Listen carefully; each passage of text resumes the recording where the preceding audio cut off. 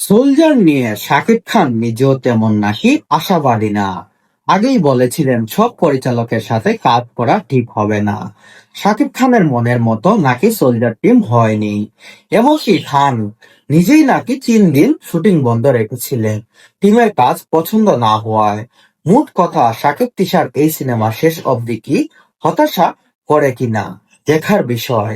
তবে আফসোস, তানজিম তিশার জন্য প্রথম সিনেমা কোথাও যেন পিছুয়ে গেল, অথচ হওয়া উচিত ছিল অন্যরকম।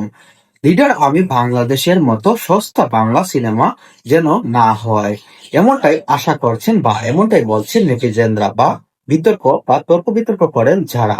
ওনারা বলছেন শাকিব খান আর তানজিম তিশার যেই আসছে নতুন সিনেমা সোলজার, সেই সিনেমা নাকি খুবই অল্প বাজেটের সিনেমা।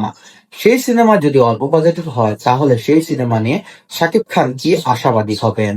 তিনি নিজেই তো বলেছেন সোলজার সিনেমা নিয়ে তিনি আশাবাদী নয়, কারণ সোলজার সিনেমাটি তার মনের মতো